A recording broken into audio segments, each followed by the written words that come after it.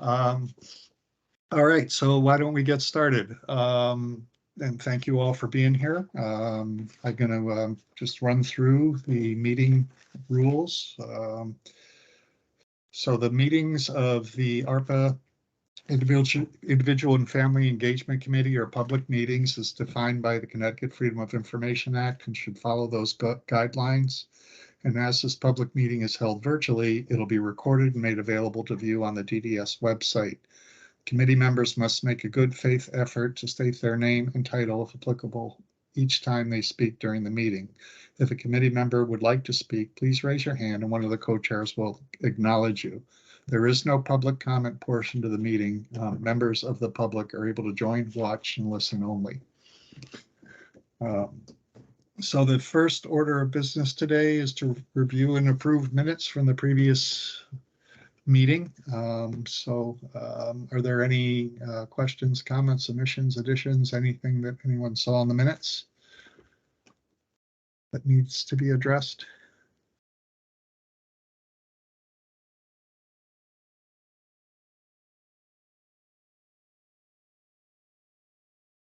Hearing none, entertain a motion to approve the minutes as written. This is Cheryl Ellis, Director DEI. I make a motion that we approve the minutes as submitted. All right, thank you, Cheryl. Do I have a second? Marie Cruz Ortiz, Benford, Connecticut. I second that. Thank you. All those in favor? All right, thank you. The minutes are approved. So the next agenda item is to ask if Deloitte has any updates for us that they would like to talk about. I know a couple of days ago they did not, but if anything's come up, Betsy and company, do you have any updates for us? Hi, this is Owen Shum from Deloitte, and no, Greg, we're in the same boat as before. No updates today. Okay, thank you. So the next agenda item is the communications update, and we do have a bit to talk about here, probably the bulk of our meeting. I know that Shannon, prior to the meeting on Friday, sent out 5 service descriptions, 1-pagers in the same format we had used for IHS and for the community companion homes. They're in fairly far along, some more than others, as you took a look at them, there is somewhat of a sense of urgency because we have some meetings coming up with the commissioner and some videos coming out, and we're trying to put everything together into one neat package to all work very well. But I will let both Lauren and Maura speak more to all that. But what we'd like to do today is go through the 5 with the idea we're looking at is it understandable, is it clear, and looking for edits, not necessarily small things like the small semantics or grammatical or typos, that kind of thing, but more the general feeling of how those look. And Shannon and I talking earlier, just in the interest of trying to keep a schedule, we're going to try and keep conversations on each one to 10 minutes or less. If we're in the middle of something real important, we're not going to cut it off, but we want to be mindful of time because there's 5 to go through. So with that, I guess any questions for me about any of that? And if not, I'll turn it over to Maura. All right, Maura, you're up. Hi, everyone. It's Maura Fitzgerald from McDowell Communications Group. Before we get into the 1-pagers, just wanted to let you know that we are working right now on putting out a flyer that is going to go out hopefully by the end of April, maybe in the first day or 2 of May, and it will be sent to everyone beforehand. But it's essentially just going to be a flyer announcing the May forums that are going to be happening. So those are going to be mailed out to individuals and families, and it'll be sent to the DDS staff, providers, and other stakeholders prior to that mail hitting. But we're just trying to push people to attend, to get interested in and attend the May forums that are going to be happening in the month of May. And then we're going to be working, I believe, on putting together a full newsletter in the month of June. So we'll be needing input from the committee shortly on that, but we can kind of talk about that at another time if we want to get through these one-pagers first.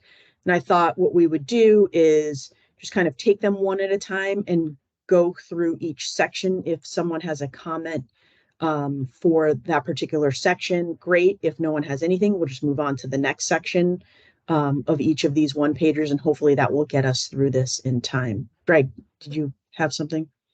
Yes, this is Greg McMahon from DDS, and I don't want to put you on the spot, Lauren, but we have, perhaps you could talk just a little bit about what the forums are for. I'm not sure to what degree the forums have been publicized. I think they are listed now under the stakeholder section on the website with some individual flyers about them, but because I'm not 100% sure people are aware of the forums, so. Yeah, You could- and the Lauren Gray DDS, I'm just gonna pull up the website because this is gonna be the best place for everyone to spend some time and get, understand more about the forums and sign up for the forums, register and everything. So in May, so next month, we do have forums coming up that are going to be focused on STEP and these 7 listed service options. So we are going to have speakers on these 7 service options. We're going to have the commissioner speak. We're going to have the deputy commissioner speak, and then we'll have a Q&A portion. So I really encourage everyone to go to the DDS website, click on the very first link, 2023 stakeholder updates, read this letter, and register for the different sessions. Okay, this is Greg McMahon from DDS. Thank you, Lauren. Sorry to stop you there, Maura, as you were just getting momentum, but I just want to make sure that folks knew what the forums were about. So we can dive right in. Okay, this is Maura Fitzgerald again from McDowell Communications Group. I'm going to share my screen and we can start going over the first one pager, which is supportive housing. Can you all see that? Okay. Yes. Okay. So and you guys might need to help me a little bit, Greg and Shannon, with this because I can only see like a tiny little window of who's speaking and whatnot. So does anyone have any questions on kind of the general description of what supportive housing is?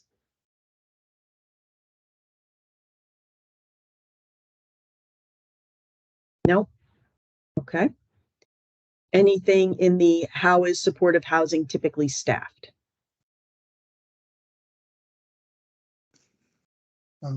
This is Greg McMahon from DDS. Also, not if you could consider not just what is there, but if there's anything that ought to be, any gross omissions that we didn't think of when we put this together. This is Shannon Giacovino, DDS ombudsperson, and I think that there's been a lot of great editing done on these, but also if there's any terminology that you think is not understandable to families that, needs to either be simplified or explained, that would be helpful as well. And this is Maura Fitzgerald from McDowell Communications Group.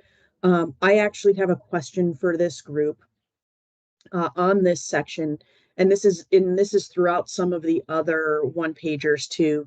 But you see on the second and third bullets where we have insert IHS link, insert assistive tech link. Should we be doing that, or should we leave those? There's a one pager for IHS. There's a one pager for assistive technologies.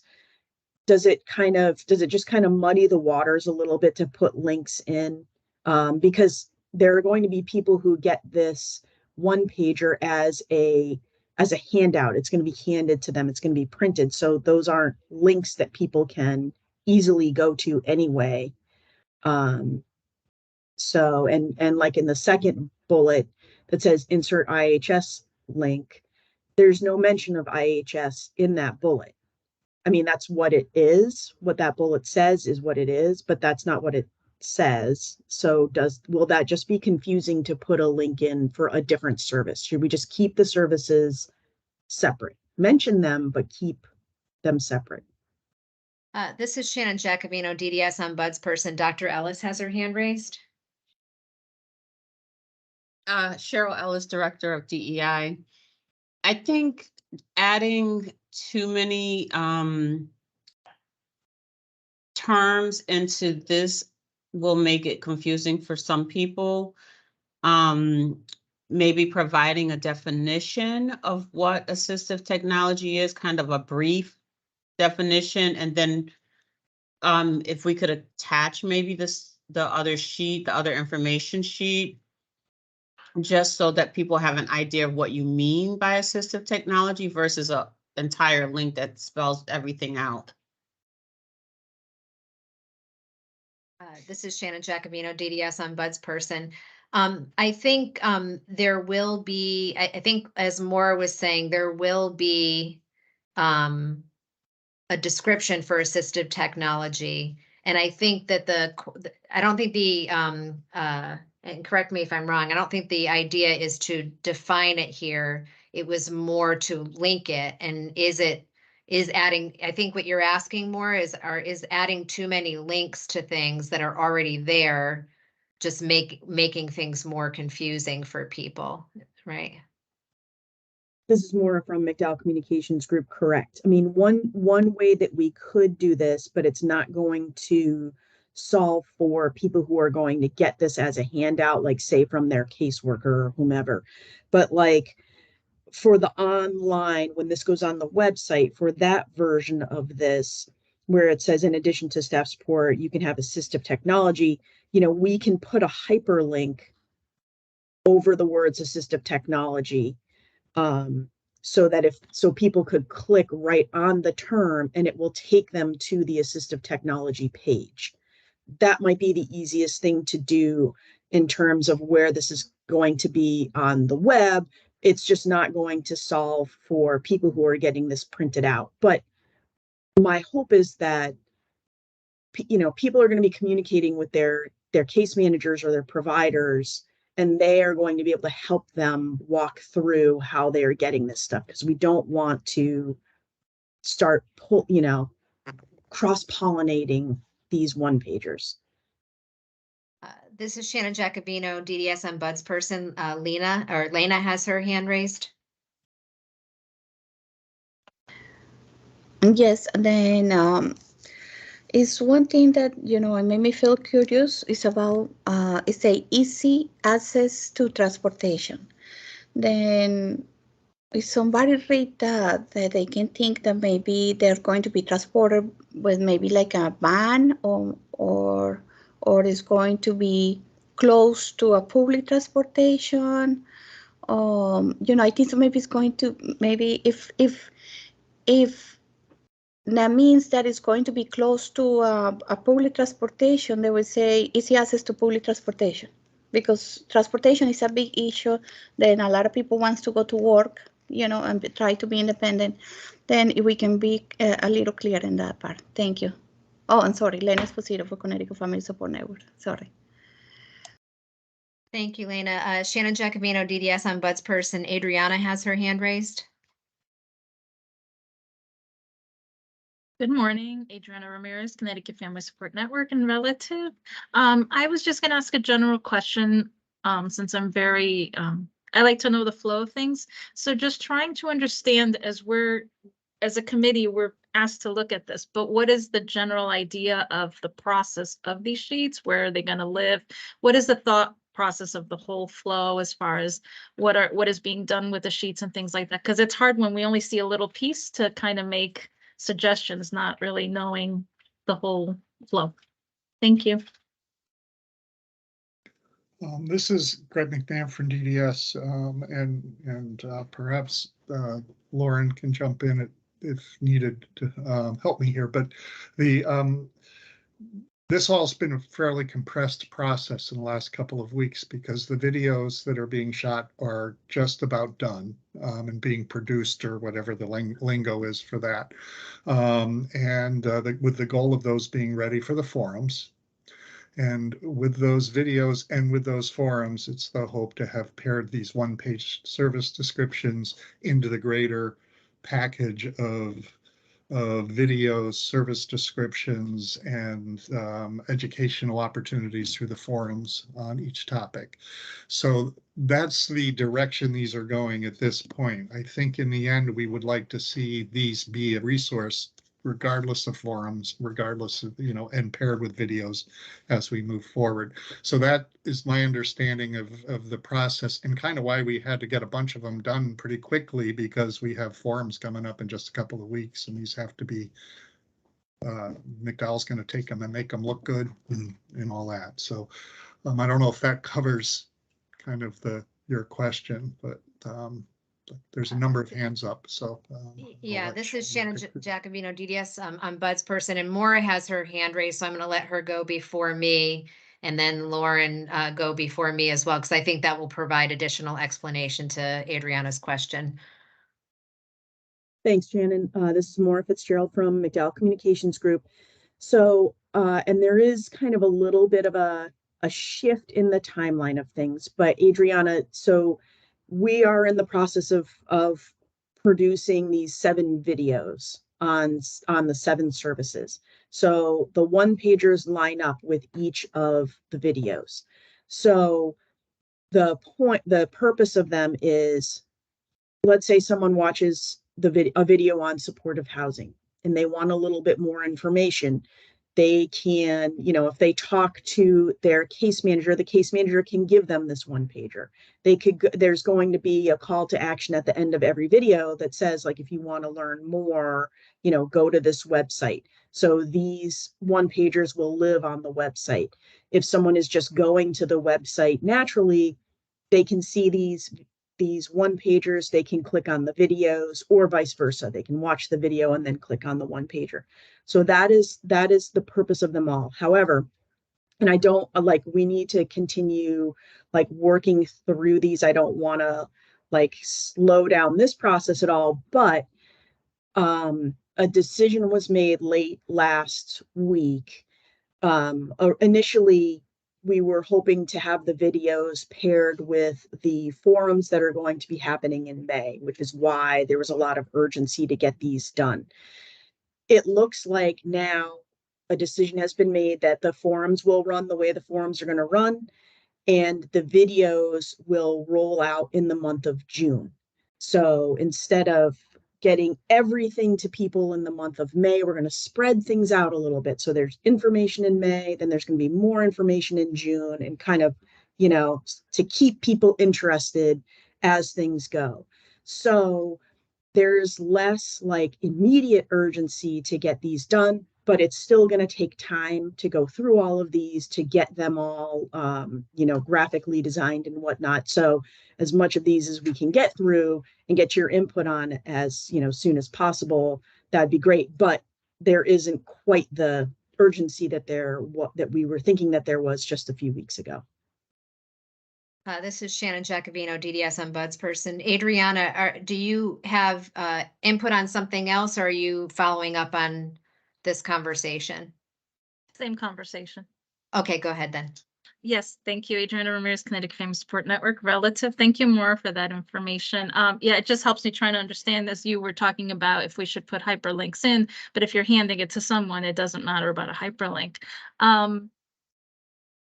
What was I gonna ask? It continue was I'm actually glad that the decision was made to push out the not showing them at the same time, because I'd be curious too to ask, you may not know, you probably don't know this more, but in the previous forums that Commissioner and Deputy Commissioner held over the last few months, have we looked at compiling questions that families have asked regarding these forums, or even to help maybe target certain information that we can make sure we're not missing something, that a lot of families are asking the same question when it comes to these services, because the forums were very open and families were able to ask about ARPA, ask about housing, ask about support of this and that and how it impacts. So I was just curious if we looked at that to see if we're covering they would be the ones really telling us, not only us here in the committee, but they're really giving us all the information. And on top of the current forums that are going to be happening, excuse me, specifically with a lot of these topics, it would be good to review those recordings, those videos, to kind of make sure that we're covering the questions that majority of families are, because they're the stakeholders and they'll be attending. So I was just gonna follow up on that same question. Thank you. This is Maura Fitzgerald from McDowell Communications Group. We have not done that, Adriana, but I think that's a really, really good suggestion. This is Shannon Jacobino, DDS ombudsperson. I'm just actually responding to your initial question more in that I think where we use a term like assistive technology and it's on the website, doing a hyperlink for the word seems to make sense to me. I don't see in that second bullet that IHS is mentioned, so it wouldn't be appropriate to do it there unless that changes. And then I think for the handouts, obviously, I wouldn't put a link in parentheses. I would just leave the term and then, people can ask where to look for that information. Thank you. So this is Maura Fitzgerald from McDowell Communications Group. If we can move on then to what are some of the benefits of supportive housing? And I know that we already heard a little bit about easy access to transportation, which I think was great feedback. That is a good question. My question on it, on this section here, is on person-centered living environment. Is that a term that individuals and families like intuitively know what that means? Or is that something that we need to kind of spell out a little in more general terms? This is Greg McMahon from DDS. For the transportation, I think Lena's solution to that was pretty simple.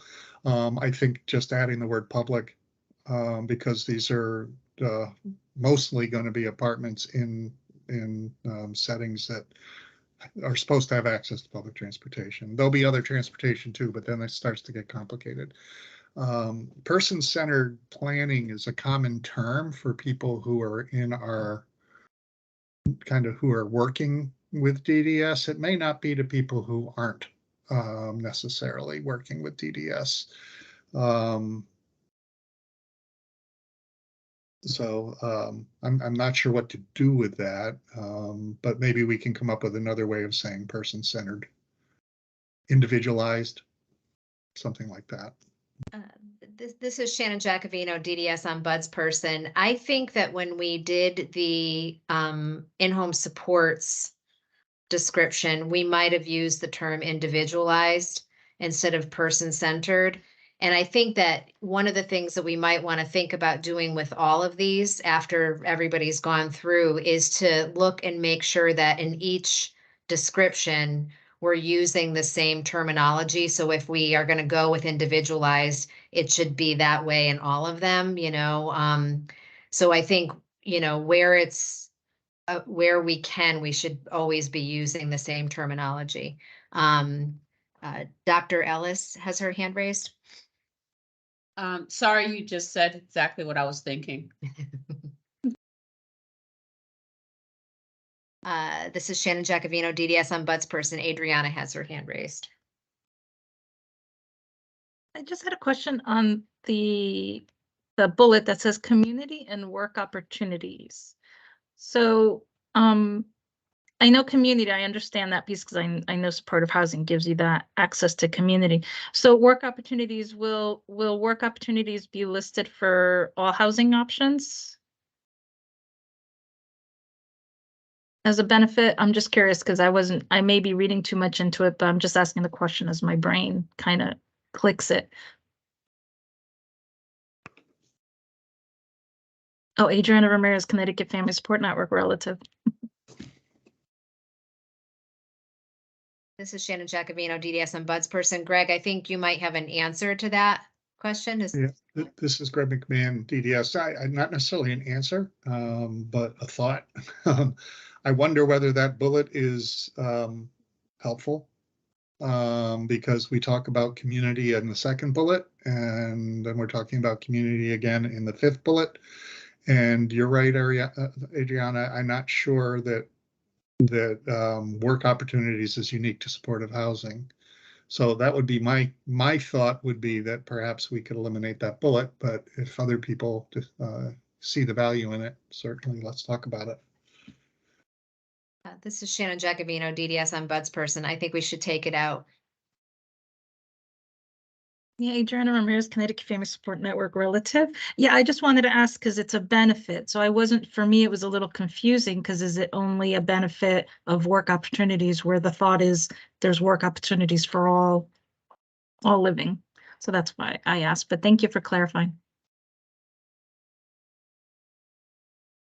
This is Maura Fitzgerald from McDowell Communications Group. So I wanted to circle back to the person-centered living environment.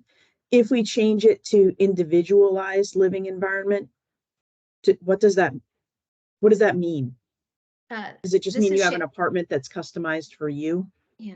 So this is Shannon Jacobino, DDS on Buds person. I think that I think we should look and see what we did for the in-home supports description and see if it's appropriate. I don't have that in front of me, but I also think that really every living environment is supposed to be individualized and person-centered. And I think that that is also part of if you scroll down the sort of residential, if that's on here, the sort of that preamble we had for residential services, right? So is it needed there? Because really that's supposed to be part of all supports, and Greg has his hand raised.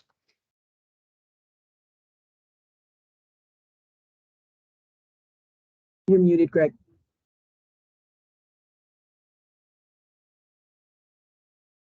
You're muted, Greg. Yeah, I realized that halfway through. This is Greg McMahon from DDS. I took a stab at the first draft of this. So when I wrote that, what I was thinking, a family who is used to somebody living in a group environment, is used to people doing things in groups, and everybody eats dinner at the same time, and sometimes they all go on a trip because everybody has to go, nobody can stay home alone. It's not an individualized environment. It is a group environment where they have to at times function in a group. So my thought was that what a family might see as a benefit, or an individual might see as a benefit, is that they are able to do things individually. So that was the thinking behind it, but I'm not sure how to say that. I just did a long paragraph verbally there, so I'm not sure how to say that in a bullet.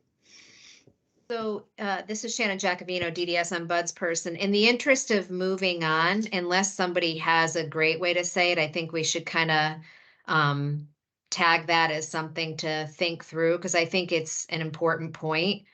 I also think that in these apartments, it's only one or two people. People could live on their own or have another roommate. I don't know that there are any apartments that have 3 people. So I also think that that's probably something we should try to figure out how to put in there as well. But we do need to kind of move along. And so maybe we can tag those and think that through, unless somebody has something quick and easy right now. Yeah, this is Greg McMahon from DDS. I think that's Maura's addition is pretty good there. Yep. In saying what I was thinking anyway. This is Shannon Jacobino, DDS on Buds person, and you might want to put you can live on your own or with a roommate or something like that. Something that shows that there really isn't going to be more than you're either on your own or you're with one other person. It's not a group setting. So This is Maura from McDowell Communications Group, but that could also be something. Remember, these are just like high level looks at things Okay. to get yeah. people interested. So like if someone is talking to their case manager about supportive housing, that's something that a case manager could say to them. You can live on your own, or you can, you know, you could have a roommate. So I don't think it's, you know, necessary to include it in here. Shannon Jacobino, DDS ombudsperson. I agree. That's good. Okay. Maura Fitzgerald from McDowell Communications Group. Moving on to the potential challenges section. Do these look good? Is anything missing?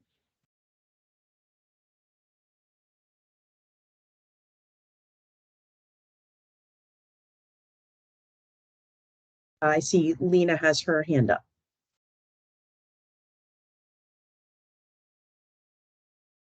Yes, Lena Esposito from Connecticut Family Support Network.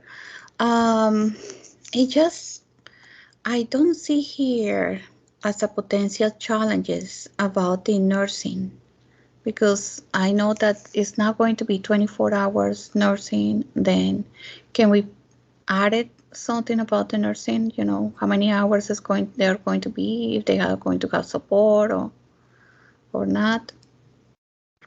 Thank you. This is Shannon Jacobino, DDS ombudsperson. I don't know that there are any DDS settings that have 24-hour nursing, except maybe ICF settings, is intermediate care facility settings. Greg, did you want to answer that? Yeah, this is Greg McMahon from DDS. I'll try. I believe that nursing will be individualized by the individual need and will be using community resources, so home health agencies and things like that. I don't believe at this point it's expected that any of the supportive housings will provide on-site nursing themselves, but they'll work with community providers to meet folks' needs. But the existing ones, at least at this point, don't have the agency supporting the supportive housing unit does not have nursing as part of it. They may have nursing consultants in their overall agency, but not nursing hours.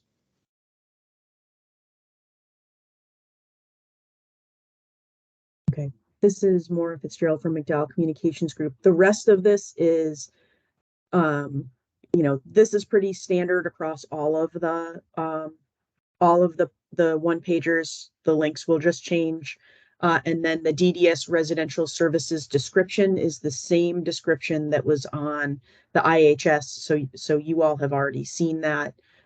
So unless anyone has anything else for this for remote supports or supportive housing, sorry, we can move on to the next one pager. And Greg, I see you have your hand raised.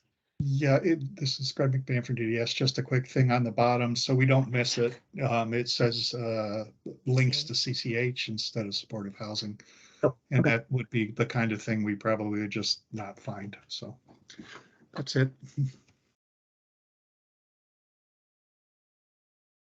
Thank you. Okay.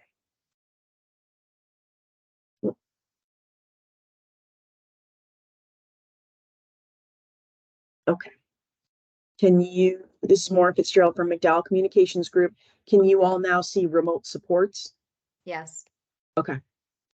So does anyone have any thoughts on the first section, the general description of remote supports?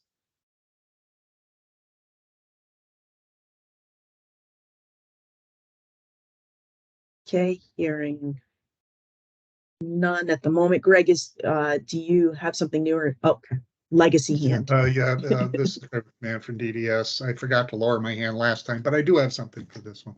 I don't want to pick apart words too much individually, but monitoring your condition makes it sound like they have a medical condition as opposed to kind of supporting them in to live.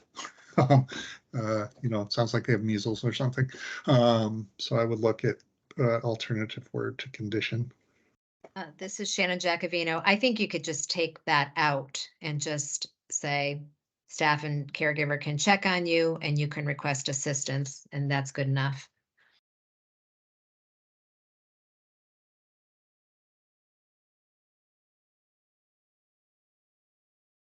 Okay.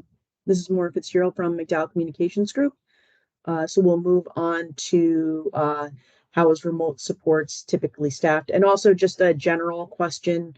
When we got back the first draft of the IHS one pager kind of mocked up by the graphic designer, which we sent it back to her for a few design changes before we'll reshare it with you. But one of the things that we decided in looking at that is since this whole page is on remote supports, like we don't need to have of remote supports, all, about remote supports. So we're just going to take the repetitive wording out to kind of tighten it up a little bit. But anyway, does anyone have any comments or anything on the how is remote supports typically staffed section? Yes, Greg. This is Greg McMahon from DDS. Sorry, too many suggestions. And I can check on this, but maybe my understanding of remote support, I don't know that it's always on call. I think at times remote support can be scheduled, remote support. In other words, every day at such and such a time, my staff will log on and we'll do my checkbook, or we'll do, we'll have a regular time, and it may be billed in, I don't want to throw this in here, it'll confuse things, but it may be billed as sort of an IHS kind of thing, hours delivered within it. Now I can check and see if I'm understanding that right, but my understanding is it's more than just when we are needed, it's maybe scheduled.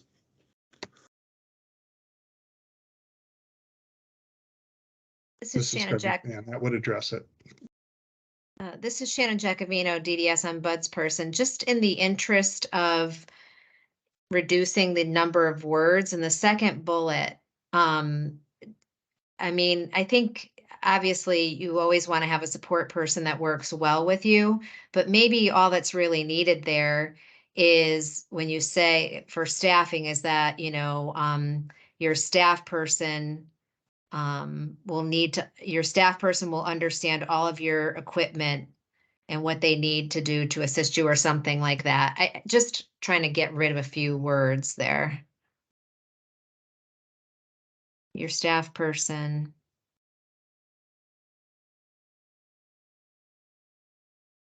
will understand all of your equipment and what they need to do if you need assistance.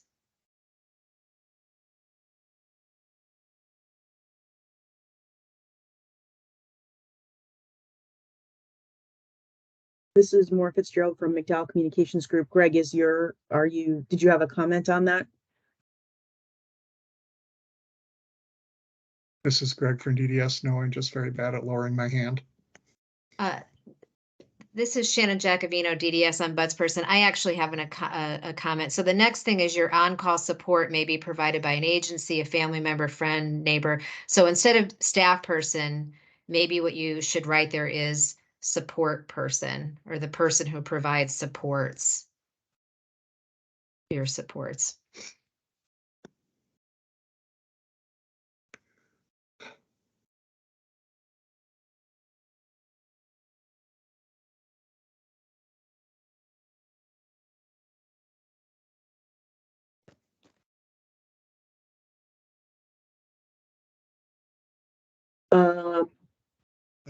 This is Greg McMahon from DDS. On the third bullet, I think you could take out on call and just say support.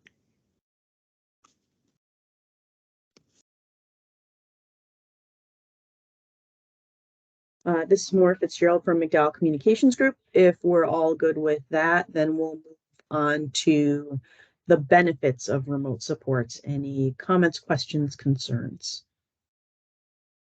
Shannon Giacovino, DDS on Bud's person. The first bullet should be help you to be more independent, not independence.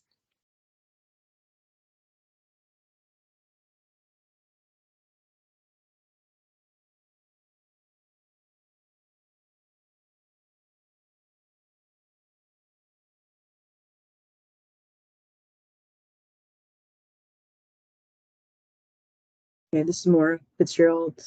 Oh, Greg. Muted. The first and third bullets seem fairly similar to me. Don't know if they could be one bullet.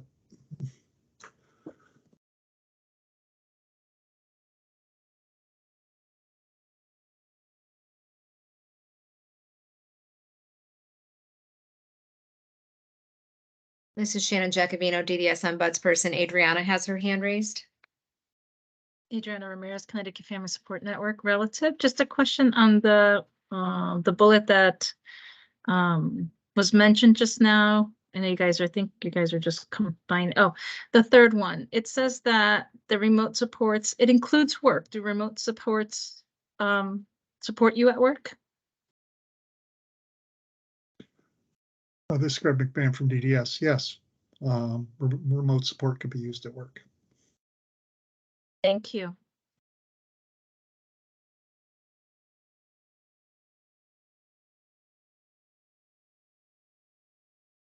This is Maura Fitzgerald from McDowell Communications Group. I see what you're saying, Greg, but I think to me, those two bullets are a little bit different.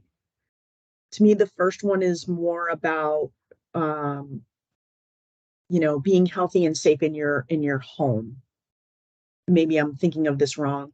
And the third one is maybe in the third one we take out, maybe we say helps you also meet your goal of increased independence in the community or at work, and take home out since home is in the first one. Or I don't know. Shannon, you look like you had a thought on Yeah, that. this is Shannon Jacobino, DDS ombudsperson. I agree with you, Maura. I think it's okay the way it is. I would just leave it.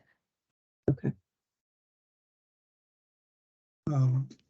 This is Greg McMahon from DDS, and I have in the interest of time, this is sorry, it's a little more complex idea, but on the second bullet, is that self-explanatory enough by itself? I'm wondering whether people think I need somebody now, I can call and I'll have somebody whenever I want them. And I think what that's saying is you could have an individual support scheduled to show up to be at your house in addition to remote support. Maybe that's a subtle difference, but it makes it sound like you can get on the phone and somebody will come over whenever you want them to, and I'm not sure that's the case. I have 10 hours of in-home support where the person comes to see me, and I have 10 hours of remote support, so you can have both.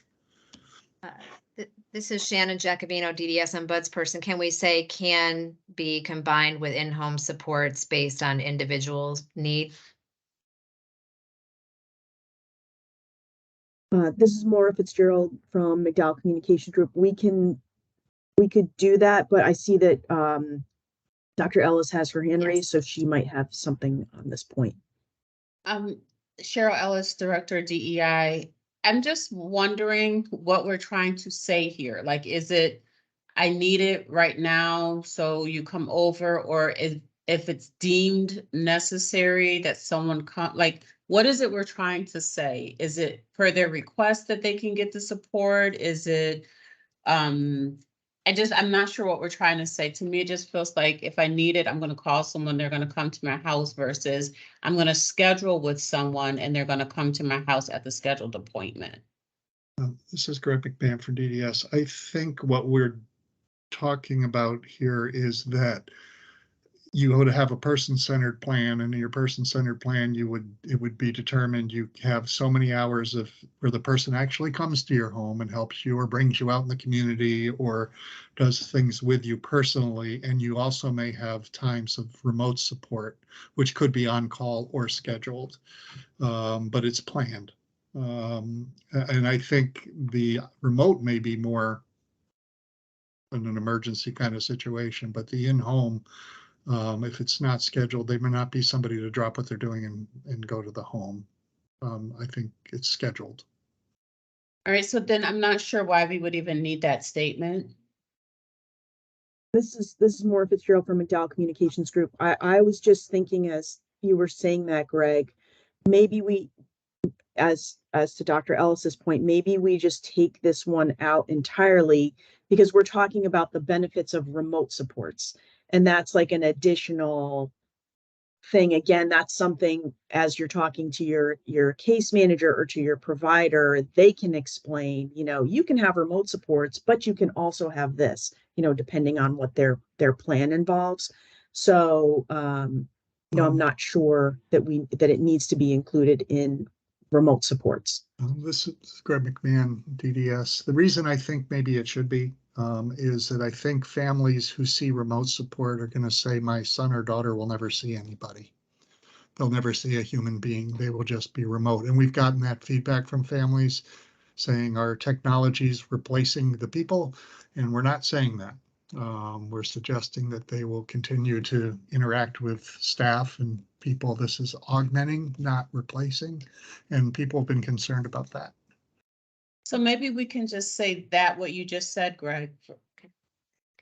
This is Shannon Jacobino, DDS and Bud's person. Adriana, I'm just going to jump ahead of you if it's okay. I think in the in-home supports description, we had a bullet that said can be combined with remote supports and assistive technology. And I think that we should put that same sentence in this description and in the AT description. If we're saying that supports can be combined in one, then we should use that same sentence, not a different one, in each of those descriptions. So I think we should refer back to the in-home supports just to make sure that what I'm saying is correct more, but like we should use that same sentence in all of them. Adriana? Thank you, Adriana Ramirez, Connecticut Family Support Network. Actually, Shannon, that was a great segue to what I was going to say is, in general, with all the descriptions, what's happened in the past, from what I'm understanding, is we get confused because everyone uses different language for different things. We call person-centered, individualized when we're talking about the same thing. So if we're talking about supports as DDS developed, okay, when we're talking about supports in the home, that is a direct support person. It's a DSP using the same standard language versus trying to, this time we say it's a person support. This time we say it's kind of an on-call support. Is there like standard language for certain things where we can standardize across all communication when we're talking about someone coming into the home, where families are accustomed to certain terminology already based on the supports they need? So there's no guesswork maybe of what type of person is coming into the home or what type of support is happening. Because we're like, I just realized as we were trying to come up with the earlier part about support, what should we call it? Person who supports, support person. If we're kind of talking about specific person, maybe use that across terminology. And just as you were saying, Shannon, if we have one verbiage across one referring the other to, perfect. Yes, we should add it in. So it's the same. There's no, oh, it says this here, but now I'm wondering if they're talking about the same thing because it's worded a little differently.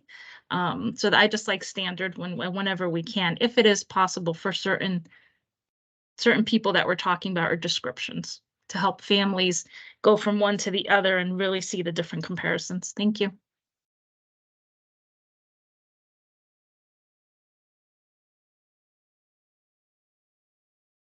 So Shannon Jacobino, DDS and Bud's person. Greg, did you have your hand raised?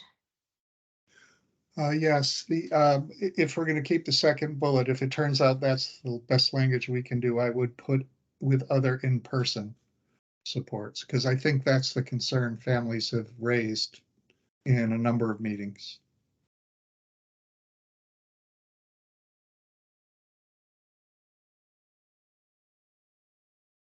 This is Maura Fitzgerald from McDowell Communications Group. Adriana, did you have another comment or?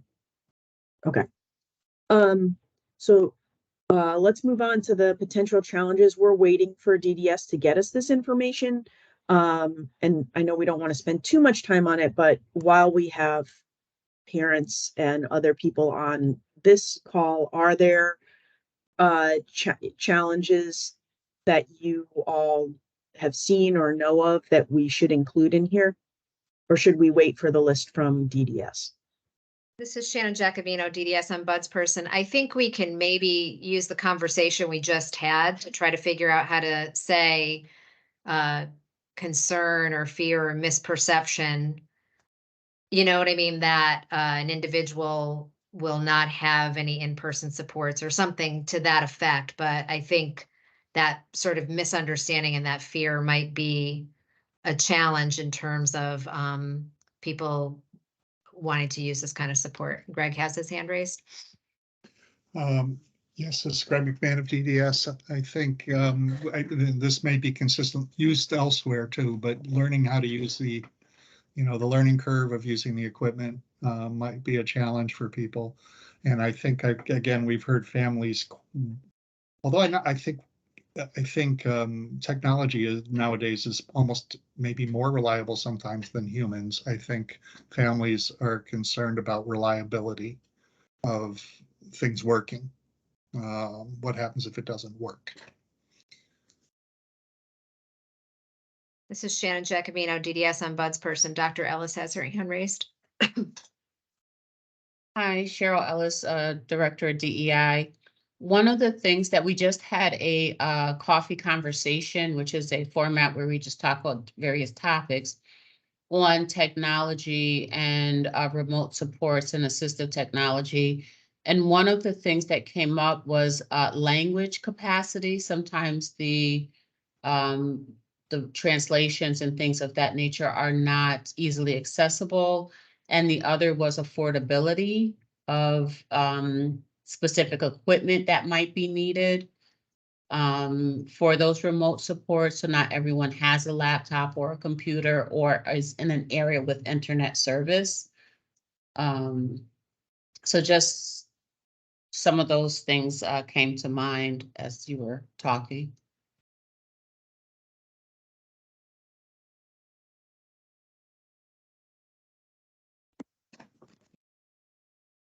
This is Greg McMahon from DDS. I think that we should leave that there and then ask the folks who are actually doing this service, because the department is willing to pay for this. That's part of the service. So, but it's still affordability still may be an issue. I'm not sure. So that's I'd go back to the people who are really more into this service than I am. But I know we have grants for laptops and cameras and systems and programs available as a paid service. This is Shannon Giacomino, DDS ombudsperson. I think Adriana has her hand raised, and then I think we need to move to the next description. Hi, Adriana Ramirez, Connecticut Family Support Network. Relative, it's a side note to what Greg just said about equipment. Does DTS have like a standard list of equipment where it's if somebody needs a laptop, this is the one to use across, versus it just open so people may choose whatever laptop they want, because it seems like potentially, depending on who's choosing the IT equipment, they may not know what is going to support the equipment that you're getting. So I was just curious. Side note, I'm sorry, no, it doesn't. It does have to do with this, but not do with this. Thank you. Yeah, this is Greg McMahon from DDS. I'll cover that very quickly because it won't land on this fact sheet or this sheet, but we do have, we're working with consultants to do assessments to determine what the best equipment is per person. So it won't be everybody gets the same laptop. It'll be hopefully an assessment will be done and say, this is the best laptop for the particular person. So, but that's a separate thing. This is Kevin Artis, coordinator for DDS. I just wanted to answer, I'm sorry, I can't see the full name. Merez, I'm sorry, I'm sorry if I got your name wrong. But you said something about technology, about assistive technology, that is? I just want to make sure before I say my piece. I'm sorry, what's her name? This Hi, is Shannon Kevin, Giacomino, Adriana DDS. Ramirez. Okay, go ahead, I'm sorry. Say it again, I'm sorry. I didn't catch that. Adriana Ramirez, Kevin. Thank you, thank you. Adriana, I just want to make sure you said something about technology, correct? About like I say laptops and whatnot. I don't know if everyone here knows, but we the SACs, the Southern coordinators, we're making a PowerPoint called AT and Me. Have you heard of that? Basically, assistive technology and me. Basically, we're trying to make, like, how you say, a presentation about how to use technology like phones, Chromebooks, laptops, the wireless mouse, and even the what do you call the quantum 5G hotspot. We're teaching all about that, and we're trying to get individuals, normal individuals, to how you say teach that class to other individuals, and how to keep the process going. What I want to know is, like, if anyone knows about that or not, because I think that would be really handy in this, at least in this topic. This is Greg McMahon from DDS. I think you're right, Kevin. I think that might be another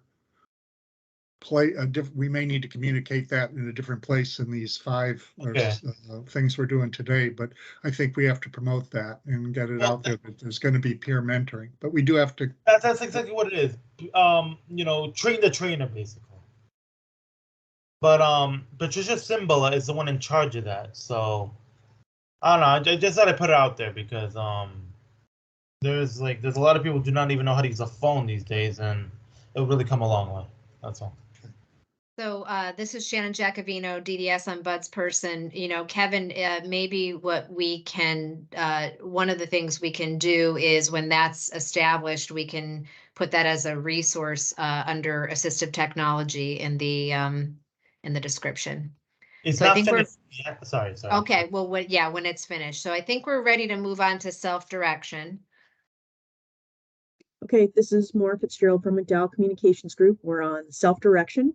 So does anyone have any comments, concerns on the general description? Does it show the sorry, this is Kevin Arthur, software coordinator for DDS. I'm just curious, does it show the what do you call it, like things like the IP plan or the what do you call it, things from that form? It's just really small and I can't see everything, that's all. This is Shannon Giacovino, DDS on Bud's person. I can read it for you, Kevin, if you like. It says, self-direction allows you to become the employer of the people you choose to hire to provide your supports.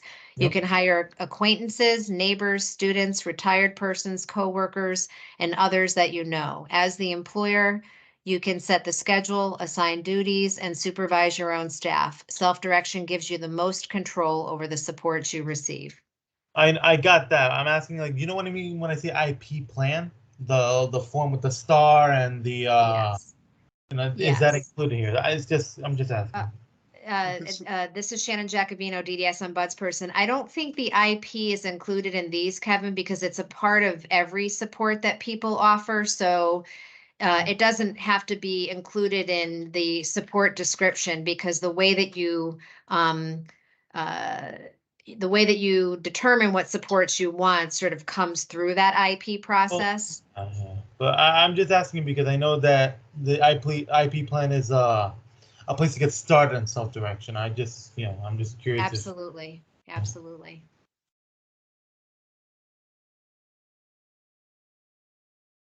This is Maura from McDowell Communications Group. Sounds like we're pretty good with the general description. Anything on the next section on staffing?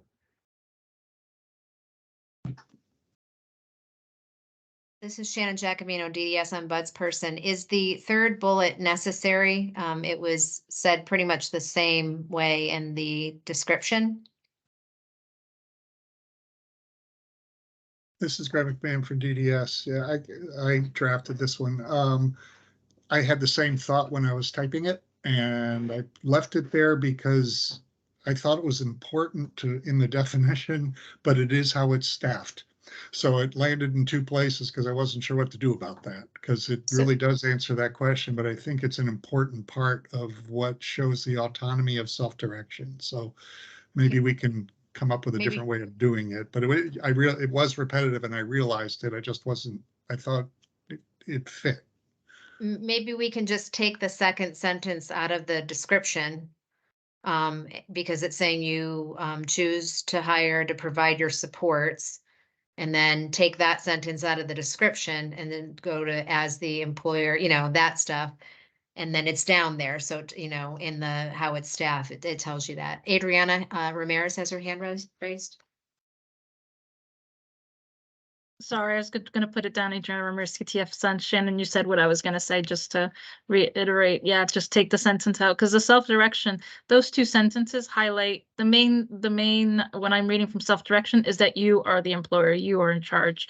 And then that second sentence really in the staffing is really how you're talking about staffing. So thank you. This is Maura Fitzgerald from McDowell Communications Group. Awesome. Anything else in the staffing section? Okay. Anything in the benefits section?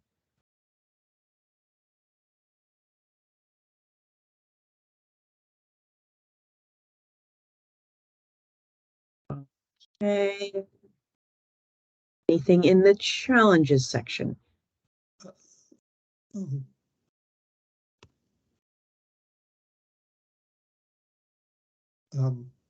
This is Greg in DDS. I think that this is small and fast. On the last bullet, you could probably take out meet your needs because we used meet your needs in the one above, and I don't think it matters that it's there. So your staff are hired to work directly with you, to me, is enough without sounding repetitive.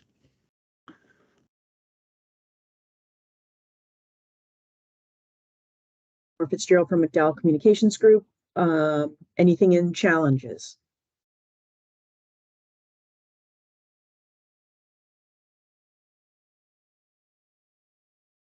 This is Shannon Jacobino, DDS ombudsperson. Adriana has her hand raised.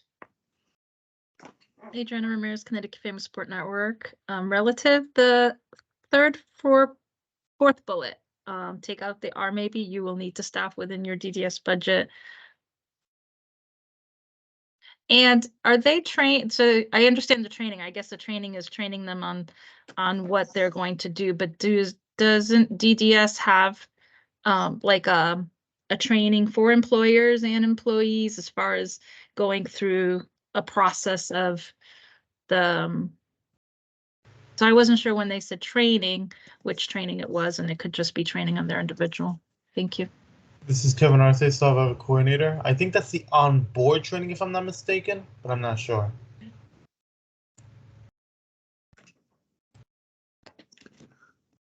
This is Greg McMahon from DDS. There is, it's the fourth bullet on how I can learn more is public partnerships, PPL training. They do a training for anybody who's starting, and self-direction is actually required that you go through the training on the budget, managing your budget and managing hiring staff, and essentially how to self-direct. It's a relatively new, like 2 years or less.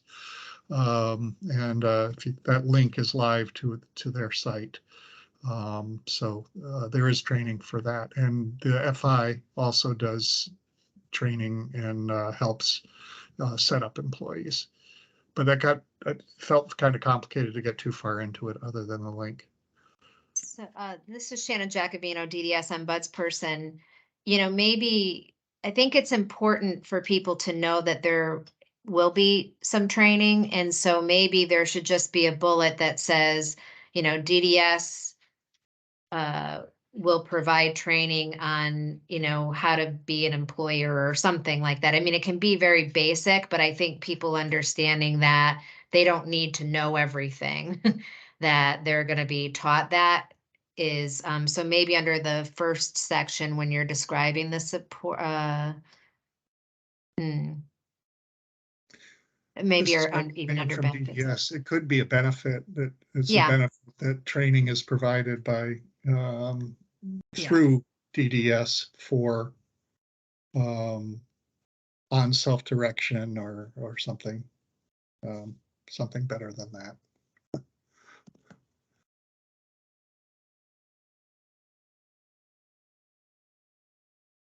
Training on self-direction, yeah, is provided through DDS.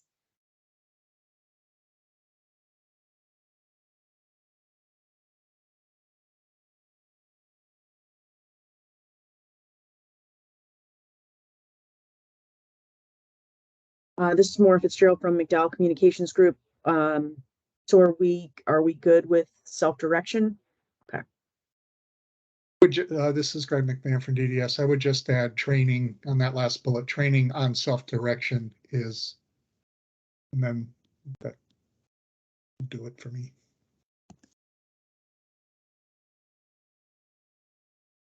All right.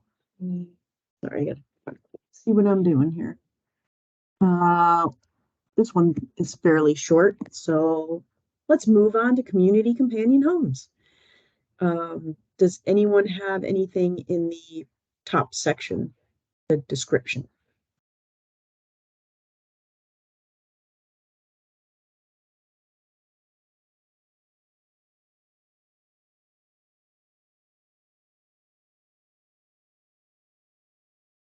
Okay, moving on to how CCH is typically staffed.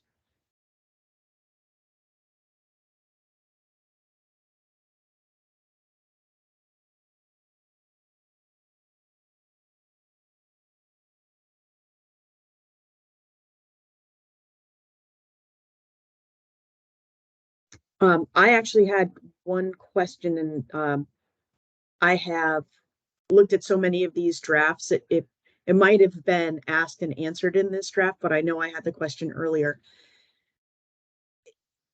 Here where we say in a provider family home, well, I think it was answered. I think in one of the earlier drafts, the way this was worded to me, I was a little concerned that maybe people would read this and think it was referring to a group home, but I think it sounds okay, but I throw that out there to the parents and family members who might. But if no one has anything to say, then I'll just go with that it was fixed. This is Greg McMahon from DDS.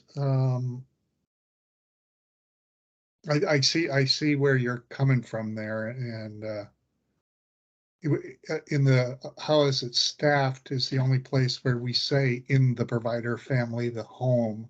The rest we're sort of saying home environment, which people would say a group home is a home environment too. So I see what you're saying there. And the only place where we do is say and be supported in provider family home. The rest of it does. So I don't know if there's a way to, it is into the family, it is the provider's family's own home. And I don't know if others see that as being clear in here. This is Shannon Giacovino, DDS ombudsperson. So for that sentence, could we say CCH provides a home environment where you can live with and be supported by the provider family, by a provider family? This is Greg McMahon from DDS. Should we say by a provider family in their home? In their home, yes.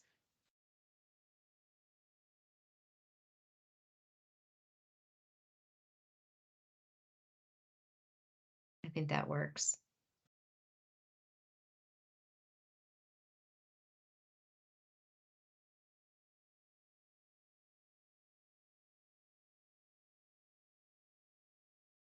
Or even I think if you say own more, this is Shannon Giacovino, DDS ombudsperson, then it might get confusing because it's in the provider home, not in the individual's home, which is a different kind of support. Yeah.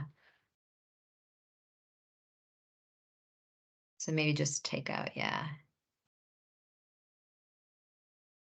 Yes.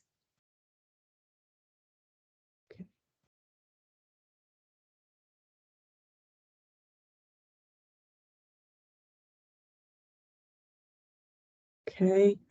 Maura Fitzgerald from McDowell Communications Group. Moving on to benefits. I don't know if we kind of need to slightly reword the first bullet, or if with what's above we're good with that. So I think you could probably in that first bullet just say because you are supported by the provider family or your provider family, and just take out the home.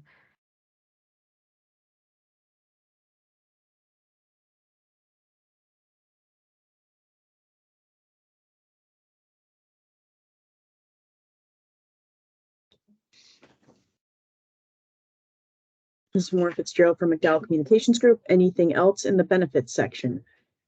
I feel like this is Shannon Jacobino, DDS ombudsperson. The fourth bullet that talks about diverse family cultures and backgrounds, I think that could be clarified to say something to the effect, and I'm just going to say it. You will be carefully like what I'm trying to say is this, is that people are carefully matched, right? Taking into account language, culture, background, so the idea is to match people based on the things that are, I think, important to them, right? Including language. Dr. Ellis has her hand raised. I think she's going to rescue me here. No rescue needed. You're doing great, Shannon. I'm just thinking that, families will be matched based on culture and background and language per their preference when available.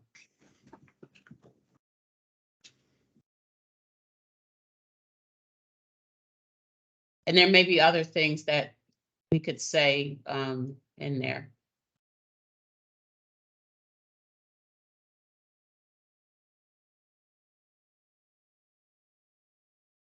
This is Maura Fitzgerald. Sorry, I totally agree with you. I'm trying to get down the wording from both Shannon and Dr. Ellis. And I'm sorry, because I was also looking at the next bullet and wondering if there's a way to just include it in there. Your specific, we say culture.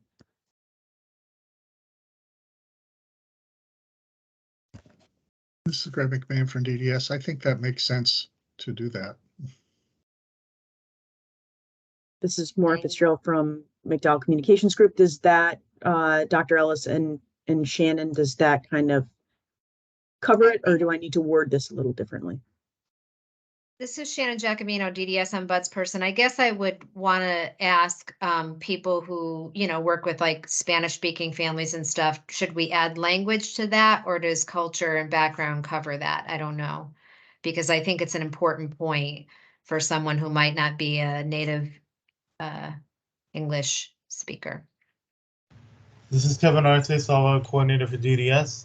I don't know if you all have heard, but there is a new law passed in Connecticut stating that that there are two categories now in the race and the what's what I'm looking for?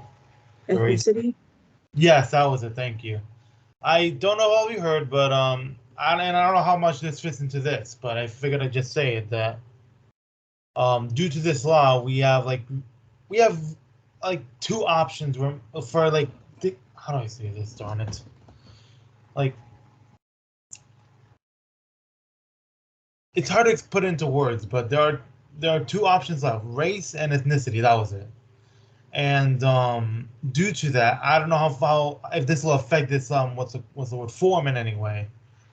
But if you're gonna include like I say Spanish or Latino, whatever it may be, I think you need to go follow that regulation or law. I'm just putting it out there because I found this out last Thursday, and it was surprising to me, but it's something we all gotta life. We gotta put up with that. This is Shannon Jacobino, DDS ombudsperson. I'm wondering if that is sort of covered. I mean, you're not necessarily, I wonder if that's covered under culture and background. I don't know. I think that was it, yes. You think so? So I think that may be referencing the REL, the federal definitions that are changing, Yes. that the state of Connecticut will be adjusting, and it's race, ethnicity, and language. That's what it is. Again, I don't know how well or not this fits into that, but I'm just saying for future reference because you never know that things could change. I feel like this is Shannon Jacobino, DDS ombudsperson. I feel like it doesn't hurt to add language to this. And I see Adriana has her hand raised. And then I also want to point out that it is 11:22 and we have one more to get through, I believe. I don't know if we'll be able to do that or not, but Adriana? Hi, Adriana Ramirez, Connecticut Family Support Network relative. Yeah, it would be good to include language because sometimes culture doesn't necessarily include language because your culture could speak English. But at the same time, I think the other added we could add at the end of it, it's not a guarantee.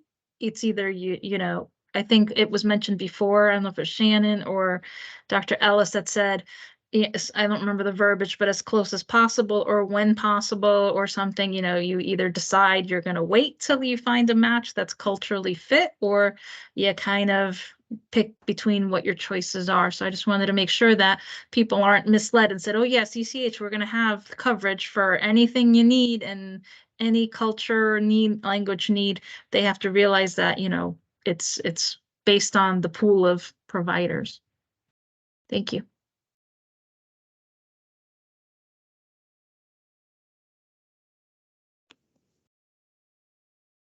This is Shannon Giacovino, DDS ombudsperson. Greg, did you have a comment? Yes, Adriana's segued into the next section very well in terms of one of the things in our discussions as we were trying to put this together turned into finding the right match, which is a very simple statement. But in talking with, I ran this by the CCH staff in the South region, and it's not always, we're not always able to do that. And we weren't sure how to word that. For example, if you live in southeastern Connecticut and you want to have your loved one live somewhat close to you, there's hardly any CCHs right now in southeastern Connecticut. There's a whole lot in New Haven. So if you want to live in, if you need a CCH and you really want to go, you might have to go to New Haven. So I was trying to think of ways of addressing that. And all we came up with was finding the right match, because the right match may not be exactly what it is you want. You know, it really depends. So to Cheryl's point, it's not going to be every, you know, it probably won't, you know, not everything will be met. We have issues with people and pets and matching that way. I mean, it's really an art trying to match everybody. So if people have a better way of doing that without making it sound real, it's a challenge, but I don't want it to be a negative. This is Shannon Giacovino, DDS ombudsperson. Adriana has her hand raised. Adriana Ramirez, Connecticut Family Support Network relative. Yeah, I was thinking maybe verbiage, letting people know that it's a pool of something to know that it's just not widespread, just like everything else. It's based on availability or based on the pool or some, I'm not very good with the verbiage today, but something like that based on availability. I don't know, maybe somebody else can help. Maybe I could trigger an idea, but I can't think of another word other than just adding that verbiage about oh, I think I just closed a window, popped up a bed by admitting someone. Sorry. I don't know if I just not admitted somebody. This is Thank Shannon you. Giacovino, DDS ombudsperson. I think I just let Pat in. So I'm wondering if adding when possible to the benefits section and finding the right match under challenges really covers it, because I don't think we can be too specific. We can't get into all the details. I mean, finding the right match or finding, or, you know, could say something like meeting all individuals. I don't know. I don't really know how you say it without getting too complicated, but I'm wondering if what we have covers it now. Yeah, this is Greg McMahon from DDS. One of the bullets that had been there, taken off, because I couldn't decide what to do with it, was saying availability. There's not always something available. But that sounded like a real negative statement, and trying to turn that into a challenge without making it sound like, well, I'm not going to look for it. They don't have anything. So, but that's really kind of the issue. But if you want to live in New Haven right now, there's plenty. So, I mean, but it may not match. You know, they might have a pet, you don't like pets. I mean, so there's not always something available. We have some people who really want a specific thing and they wait a long time before they accept one. We have some people who just want a place to live and they accept anything. So, I mean, it really depends on availability. So maybe we want to add that as a challenge. So I don't know. this is Shannon Giacomino, DDS ombudsperson. Would maybe saying finding the preferred match be better? I feel like right is not, I feel like right is kind of negative, but you know, finding the preferred match. I don't know. I don't know.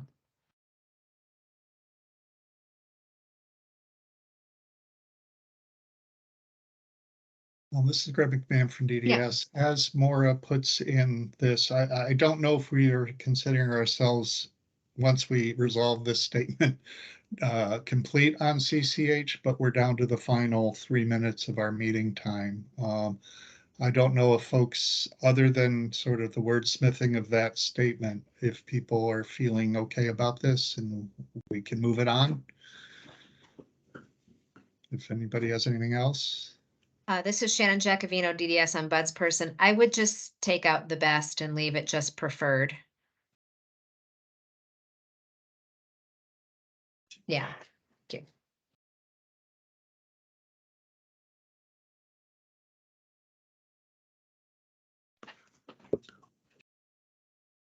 Okay, this is Maura Fitzgerald from McDowell Communications Group. So if we're good with this, I think all I need to do is put the general descriptor of residential services at the bottom, because this is a residential service, right? Just, okay. We have assistive technology left, but I know you only have 2 minutes left in your meeting time.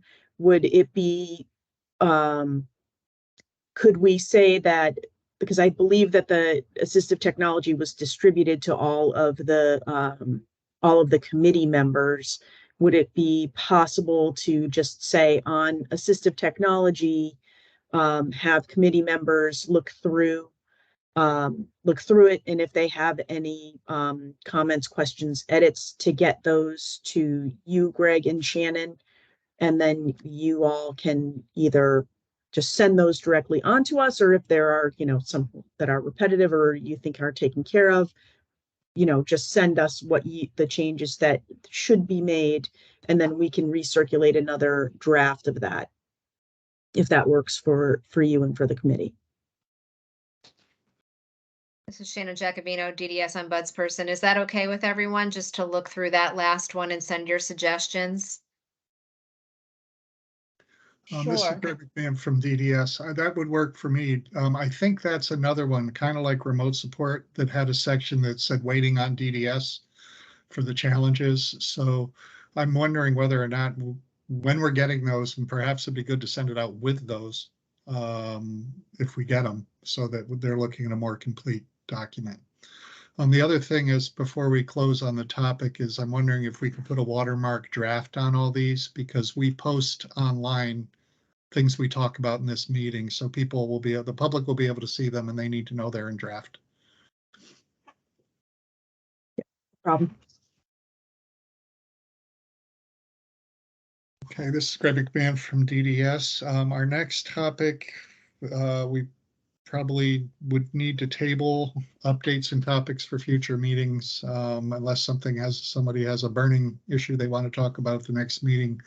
We should add to the agenda. We don't really have much time for discussion. Is there any particular item people want to see on the next agenda before I close that agenda item? Okay, hearing none. Our next meeting is May 1st, and there may be, or will there be any more descriptions for us to review at that meeting, Maura? This is Maura from McDowell Communications Group. There should be. Yeah. And if we can get them kind of shaped up and out for the committee to review in advance and get comments back, so we can, maybe go through things a little bit faster at the May 21st meeting, that would be good, because then we're gonna be bumping up on the beginning of June, when these videos are going to roll out, and we need to have the one-pagers graphically designed and signed off on, so that they're ready to go for June 1st. So I would suggest that for the remaining one-pagers, we get them, Greg, to you and to Shannon, to distribute to the committee to review and give comment on in advance, get those comments back to us. And then at the meeting on May 21st, we can show you the draft with all of the committees input already in there. So just to kind of go through it. And if there are little things that need to be tweaked, we can do it at that meeting. Okay, this is Greg McMahon from DDS. Just to clarify, and this is actually the final agenda item at the same time as our next meeting is May 1st, not 21st. So that we may have an opportunity to look at the next round of in just 2 weeks, if we can have them ready for the group.